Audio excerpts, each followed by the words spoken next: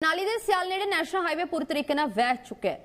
बाकी सड़क दे विच भी त्रेड़ा नजर आ रही ने। ब्यास दा तेज वहा किसी भी समय सड़क नूं वहा सकता है। पुरानी सड़क की मुरम्मत करा दी गई है, पर रात नूं बारिश जो हुई है उसके करके यह भी नुकसानी गई है। लोगों का कहना है कि सड़क कूड़े के ढेर से बनी हुई है, नींह सही ढंग से नाल नहीं बनाई गई, इसे करके पुरानी सड़क भी वह गई है।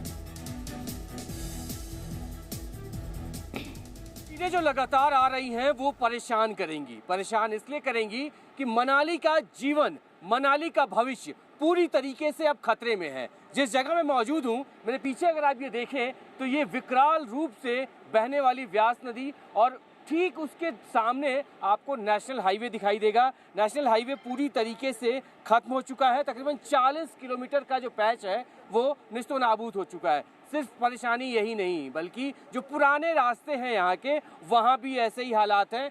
जिस जगह मैं मौजूद हूँ यहाँ से लोगों के लिए जो ये पूरा का पूरा ये जो पैच है ये नीचे बह चुका था, लेकिन अभी अस्थायी तौर पे इसे बनाया गया है। अब लोग यहाँ पर जो रहते हैं क्या कुछ कह रहे हैं। जब ये सड़क बनाई गई, आप बता रहे हैं पहले भी कई बार ऐसा हो चुका है, ये सड़क बह चुकी है। हाँ जी, ये थर्ड टाइम हो रहा है। इससे पहले ये 1988 में हुआ, फिर 95 में हुआ। क्योंकि मैं तो यहीं रहता हूँ, बिल्कुल नज़दीक गांव में रहता हूँ, तो थर्ड टाइम ये हो रहा है। तो इससे पहले भी जब हुआ तो ये प्रॉपरली सिस्टम से नहीं बना। नहीं, क्या इसमें कमी क्या है, एक बार आके मुझे आगे समझाइए कि इसमें जो कमी की आप बात करें कि क्या कमी है, क्यों बार बार इस तरह का जब बारिश होती है तो ये सड़क बह जाती है, ऐसी क्या कमी? सर इसमें क्या है कि नीचे से बिल्कुल कच्चा होता है। जब पानी का फ्लो इस तरफ को आता है तो ये नीचे से भूमि कटाव होता है। नीचे से जब भूमि कटाव होता है तो फिर नीचे ऊपर का जितना भी मलबा वो नीचे की तरफ से स्लाइड हो जाता है। उससे क्या हो गया, ये बार बार टिक नहीं रहा है। इसलिए इसको प्रॉपर तरीके से इसकी जो नीचे से पिलर दे के फ्लाईओवर बने तो तभी ये कामयाब है। अदरवाइज ये शॉर्ट टाइम के लिए एक टेम्पररी। तो अभी कैसे आप लोग यहाँ से, अगर आपको उस तरफ जाना होता है तो कौन सा रास्ता ले रहे हैं, कैसे आगे निकल रहे हैं यहाँ से? अभी तो फिलहाल आने जाने के लिए यहाँ छोड़ दिया है। उससे एक अल्टरनेट था, यहाँ एक नज़दीक में पेट्रोल पंप है। पेट्रोल पंप से ऊपर की तरफ एक छोटी सी पगडंडी जाती है गांव की तरफ। गांव की तरफ काफ़ी ऊपर जाना पड़ता है, ऊपर अंदर का रास्ता है। आप भी यही रहते हैं भाई साहब जी? जो ये हालात हैं, बारिश तो लगातार हो रही है, अभी मुझे लगता है कुछ देर पहले रुकी है। रातों में नींद आ पा रही है? नहीं, रात में हो रहा, क्योंकि रात में जो है एकदम से जो बहुत ही ज़्यादा बारिश आ रही है। दिन में थोड़ा सा मौसम रहता है क्लियर, मगर जैसे रात के 10-11 बजे का टाइम हो तो इतनी ज़ोरों से बारिश हो रही है कि कई बार जो है घरों से बाहर निकलना पड़ रहा है डर के। तो इस तरह की बारिश अभी भी हो रही है रात में। अलर्ट अभी भी है, लेकिन बिल्कुल रहना पड़ता है क्योंकि बारिश बहुत ज़्यादा है अभी रात में। ये रोज़ाना लोगों के लिए यही परेशानी है यहाँ पे। जब भी यहाँ से गुजरना होता है तो इसी तरीके से लोग अब यहाँ आगे की तरफ बढ़ रहे हैं। हम आगे आपको ले चलेंगे और दिखाएंगे कि आगे के हालात और क्या कुछ है। कैमरा पर्सन राजेश के साथ ब्रजेश तिवारी, जी मीडिया, मनाली।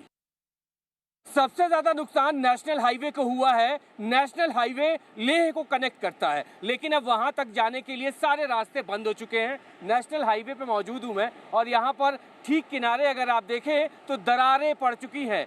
नीचे नदी तेज रफ्तार से व्यास नदी आगे बढ़ रही है और नेशनल हाईवे के 40 किलोमीटर का जो पूरा पैच है वो इसी तरीके से कई टुकड़ों में बह चुका है, निस्तो नाबूद हो चुका है। और इसी की वजह से अब ये रास्ता, ये तकरीबन 200 मीटर के आसपास का पूरा पैच है जो इस वक्त फ्लश आउट हो चुका है। यहाँ सिर्फ यही नहीं, बल्कि इसी तरीके से हम जब आगे बढ़ते हैं कुल्लू की तरफ तो वहाँ भी इसी तरीके के हालात हैं। हर जगह नेशनल हाईवे से कनेक्टिविटी टूट गई है, जिसकी वजह से जो लोग हैं वो फंसे हुए हैं। हालांकि इसको रिस्टोर करने में अभी कई साल लगेंगे, क्योंकि जिस तरीके से यहाँ के हालात हैं उससे यही लग रहा है कि जो हालात इतनी जल्दी यहाँ से सुधरने वाले नहीं हैं। ये ठीक किनारा है, ये दीवारें बनाई गई थी ताकि मजबूती दी जा सके, लेकिन मजबूती नहीं मिली। बारिश तेज आई, बादल फटा और नेशनल हाईवे पूरी तरीके से इस इलाके से समाप्त हो चुका है। कैमरा पर्सन राजेश के साथ ब्रजेश तिवारी, जी मीडिया, मनाली। क्या वो भी है, कैसे पैर निकल गया? ब्यास नदी अपने साथ बहुत कुछ बहा कर ले जा रही है और जेसीबी मशीन जिसको काम पे लगाया गया था ताकि सड़क बनाया जा सके, आप ठीक बीच में देखेंगे ये जेसीबी मशीन भी तेज बहाव के कारण इस वक्त पानी के अंदर समा चुकी है। और सिर्फ ये जेसीबी नहीं बल्कि यहाँ पर मलबे में इस वक्त कई ऐसी गाड़ियाँ हैं जो इसी तेज बहाव में आगे बढ़ते बढ़ते इन पत्थरों के साथ जब रुकी तो मलबे में तब्दील हो गई। और ये हालात यहाँ के हर जगह के हैं। सबसे बड़ी परेशानी कनेक्टिविटी को लेके है। कनेक्टिविटी पूरी तरीके से खत्म हो चुकी है, जिसकी वजह से राहत और बचाव को लेकर दिक्कतें हैं। जो लोग फंसे हुए हैं वो भी अपनी जगहों पे ही रुके हुए हैं। कोशिश यही की जा रही है कि रास्ते जल्द से जल्द बन जाएं और उसके बाद हालात सामान्य होते जाएंगे। कैमरा पर्सन राजेश के साथ ब्रजेश तिवारी, जी मीडिया, मंडी।